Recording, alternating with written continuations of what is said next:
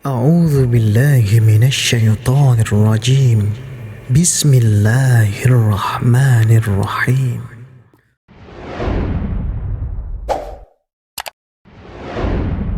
Pengertian makanan yang dimaksud dengan makanan di sini adalah segala sesuatu yang dimakan seperti biji-bijian, buah-buahan dan juga daging. Pada dasarnya hukum bagi semua makanan adalah halal sesuai dengan firman Allah Ta'ala, wa huwa alladhi khalaqa lakum ma fil ardi jami'a. Dan dialah yang telah menciptakan atau menjadikan untuk dikonsumsi, tentunya maksudnya segala yang ada di bumi untuk kalian atau untuk kamu. Al-Baqarah 29. Oleh karena itu tidak ada makanan yang haram kecuali yang diharamkan oleh dalil-dalil dari Al-Quran dan As-Sunnah. Dan juga qiyas yang sahih. Qiyas itu maksudnya analogi. Kayak misalnya dianalogikannya rokok ke khamr. Gitu. Pembuat syariat telah mengharamkan beberapa makanan karena terdapat bahaya yang dapat mengancam tubuh atau merusak akal. Artinya semua yang diharamkan dalam syariat pasti buruk buat kehidupan kita.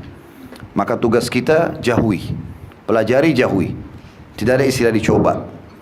Allah Subhanahu wa taala juga menciptakan yang haram-haram ini supaya nampak depan mata. Seperti misalnya Allah haramkan babi. Lalu Allah ciptakan babi itu. Lalu keluarlah berbagai macam bahasa.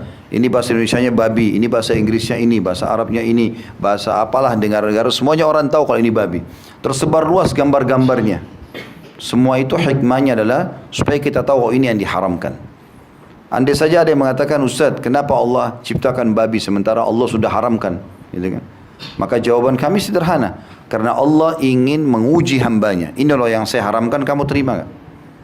Seperti peraturan perusahaan. Peraturan perusahaan umum saja, gitu kan.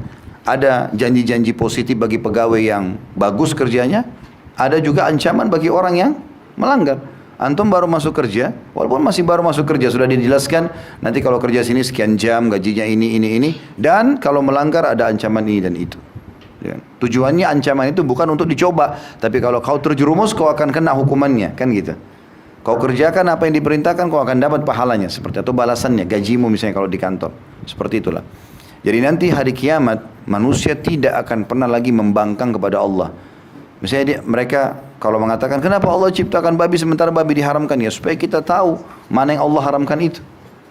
Dan Allah jadikan sebagai ujian.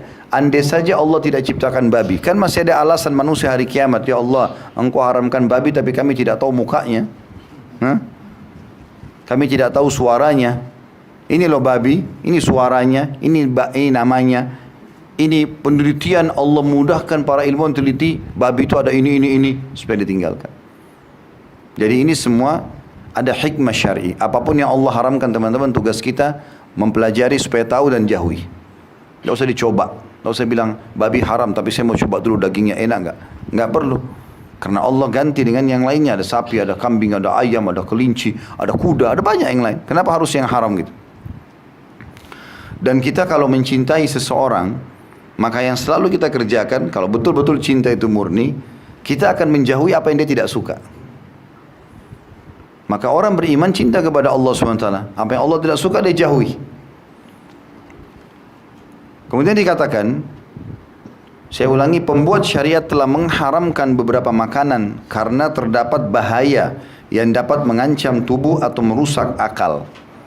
Ya, kata Ibnu Qayyim rahimahullah, kalau ada seorang hamba yang memohon kepada Tuhannya, ya Allah berikan, ya Allah berikan, lalu Allah belum berikan, itu berarti bentuk kasih sayang Allah. Loh kok bisa? Minta tapi Allah nggak kasih. Karena beliau ibaratkan, ibarat orang yang mohon kepada Tuhannya dan belum dikasih, ibaratnya saja, tidak disamakan antara Allah sama makhluk. Karena tidak boleh kita samakan. Tapi seperti anak yang minta kepada orang tuanya. Anggap kita punya anak. Kalau teman-teman yang sudah punya anak, anak kita masih kecil-kecil seperti ada beberapa yang hadir di sini misalnya. Mereka minta sesuatu. Misal anggap teman atau anak kita sudah remaja. Dia mau berteman sama temannya yang kita orang tuanya tahu itu buruk. Misal anak itu narkotika, penjahat, apalah, pelaku kriminal. Anak kita nggak tahu. Cuma tahu secara zahir orangnya lembut, lucu, segala macam, lalu diikutilah. Suka bercanda gitu kan. Diikutilah sama. Lalu dia izin sama kita. Kalau kita orang tuanya tahu temannya itu berbahaya, kira-kira kita izinkan nggak? Walaupun anak kita ngerengek-ngerengek. tolong ibu, tolong ayah, mohon. Nggak akan kita kasih. Kenapa? Karena kita tahu bahayanya.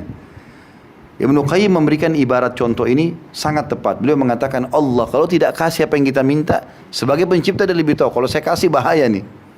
Cuma kita nggak tahu. Nanti pada saat hari kiamat, di hari hisab, Allah akan buka semua itu. Dan kita akan bersyukur kepada Allah, kenapa kita tidak menikah sama fulan, kenapa kita tidak kerja di tempat fulan, kenapa kita sampai diberhentikan di tempat ini. Kita akan syukuri semuanya. Allah punya hikmah yang luar biasa terhadap hambanya.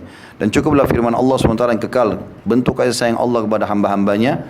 Inna Allah kana bin nasi la ra'ufur rahim. Allah itu kepada manusia sangat penyayang. Allah sangat sayang dengan kita. Allah tidak mau bahaya buat kita. Manusia aja yang selalu masuk kepada hal-hal yang bisa membahayakan diri mereka sendiri.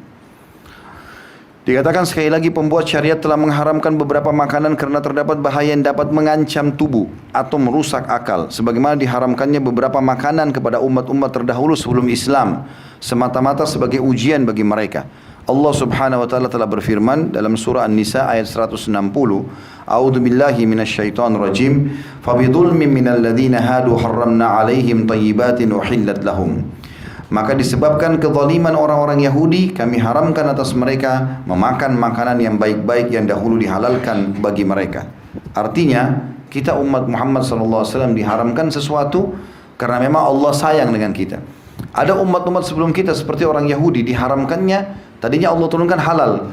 Tapi karena mereka banyak bertanya kepada nabi-nabi mereka, kenapa Allah haramkan ini, kenapa tidak begini, kenapa tidak protes, maka Allah ubah yang tadinya halal menjadi haram. Dan Nabi SAW sudah ingatkan kita dalam hadits Bukhari Muslim, hati-hati kalian dengan banyak bertanya kepada Nabi kalian. Maksudnya, kenapa ini ya Rasulullah, kenapa itu ya Rasulullah, kayak protes gitu ya.